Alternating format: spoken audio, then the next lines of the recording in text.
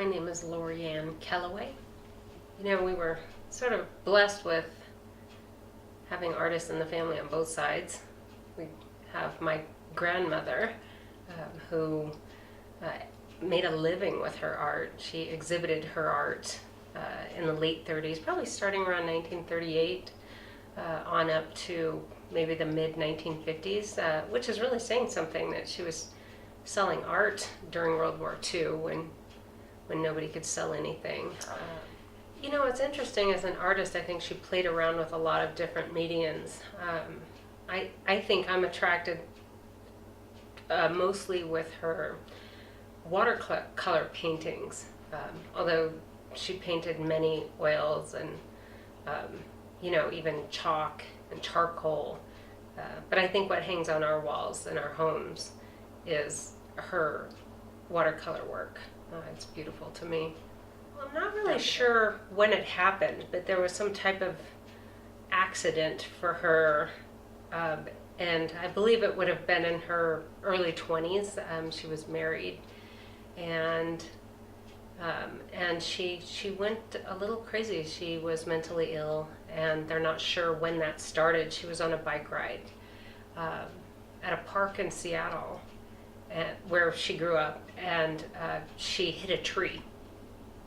And that's the story that I was told, although I was also told that she had a sunstroke possibly, and that's what went wrong. But she got a little bit crazier and crazier as the years went on. Thinking back, I do wonder, you know, I fail to understand how anybody would have a sunstroke in Seattle. So I'm going to go with the tree theory, that somehow she conked her noggin, and anyway, it led her to being institutionalized.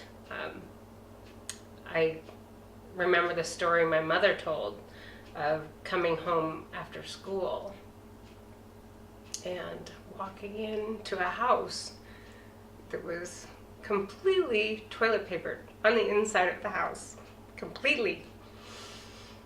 And it had something to do with clouds, and she was painting clouds, and she was, I think they called for the people in the white coats to come and put her in a straitjacket after that, and she was institutionalized for 6 years. When she got out, after 6 years in electroshock therapy, during that time, which was in the 60s, which is terrible for you, she wasn't really any better, and some things happened, and she was instantly re-institutionalized, I think for a total of 8 years. That was difficult for my mother, but probably made her even a better artist than maybe she would have been.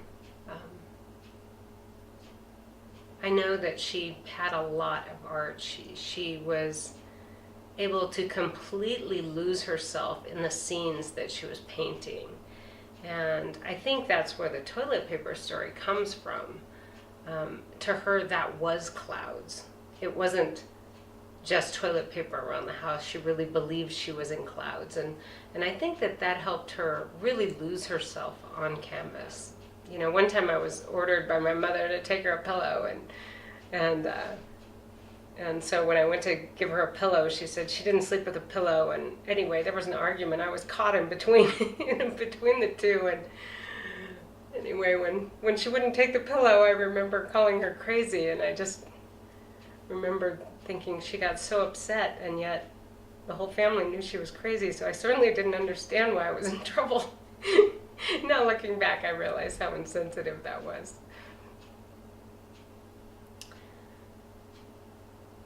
I think that imagination